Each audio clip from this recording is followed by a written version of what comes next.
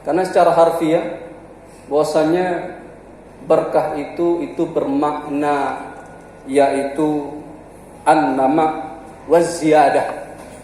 Artinya bertumbuh dan bertambah. Artinya apa? Walaupun dia sedikit yang diperoleh, akan tetapi dia akan terus bertumbuh dan bertambah. Itulah yang diharapkan oleh seorang manusia. Keberkahan yang diberikan Allah Subhanahu wa ta'ala. Ada 3, yaitu yang lazim, yang umum, yaitu yang diberikan keberkahan, yang diharapkan keberkahan di dalam kehidupan.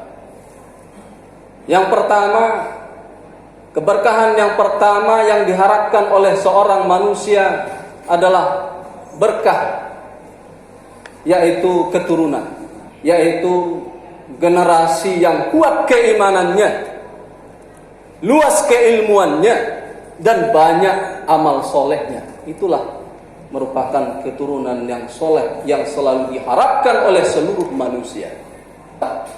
Seperti Ibrahim misalnya, ayahnya soleh, istrinya soleh, dan kemudian lahir anaknya yang soleh. Dan digambarkan di dalam Al-Quran itu keluarga Imran, Ali Imran adalah merupakan keluarga ideal. Bapaknya soleh, ibunya soleh, kemudian lahir anaknya, yaitu anak yang soleh. Kemudian yang kedua, keberkahan yang kedua adalah berkah makanan. Berkah makanan. Ada terkadang kita makan tidak banyak sebenarnya, sedikit akan tetapi bisa mengenyangkan, bisa melakukan berbagai aktivitas. Akan tetapi terkadang kita banyak makan, tidak memberikan keberkahan. Maka oleh karena itu, diantaranya ketika kita ingin memperoleh makanan itu berkah atau tidak, itu yaitu dengan menerapkan yaitu adab-adab Islami ketika menyantap suatu makanan.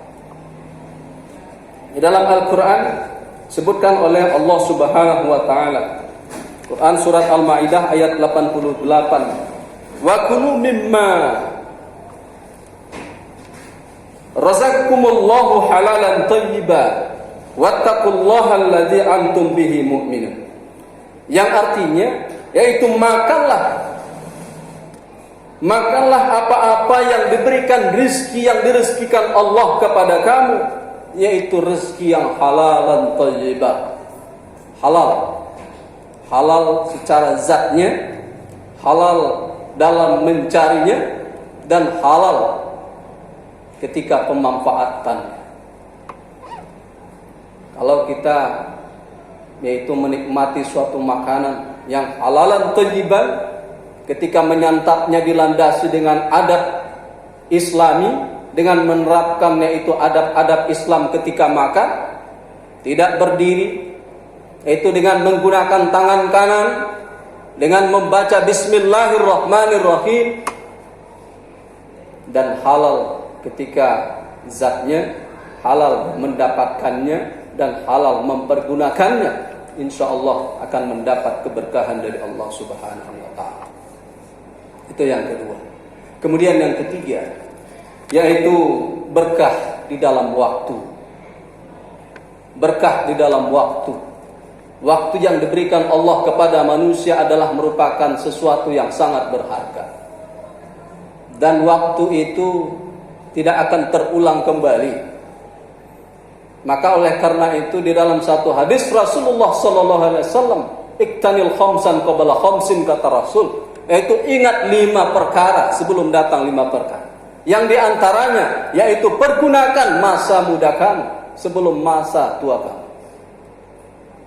Artinya ketika kita sudah diberikan Allah masa kekuatan, masa yang diberikan kekuatan oleh Allah Subhanahu wa ta'ala, jangan tunggu lama-lama untuk melakukan berbagai kebaikan di dalam kehidupan.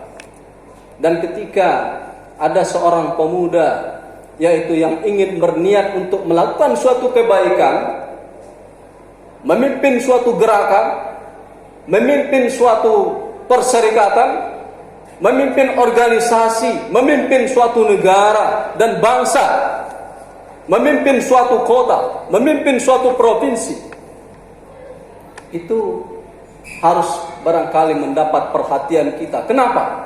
Karena seorang pemuda itu adalah mempunyai ambisi yang besar.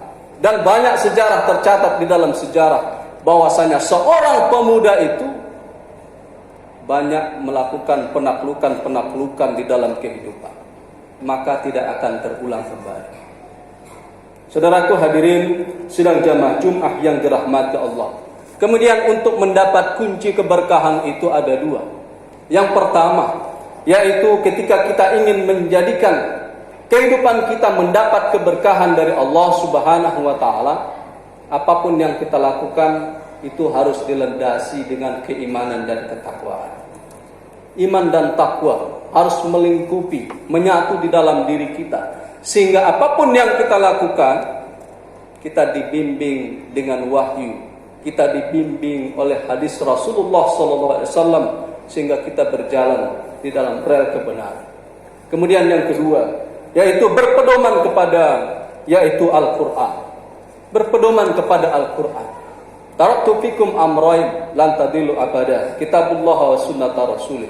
Aku tinggalkan kepadamu yaitu dua pegangan yang ketika kamu berpegang kepada keduanya, lan tadillu abada, kamu tidak akan tersesat selamanya. Kitabullah wa sunnata rasul.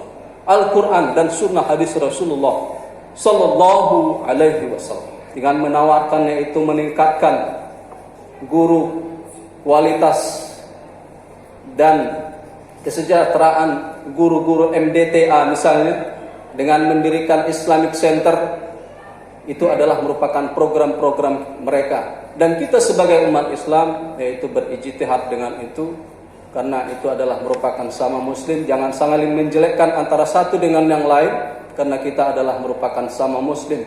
Barangkali kita tidak dibenarkan untuk menjelekkan dan mencari-cari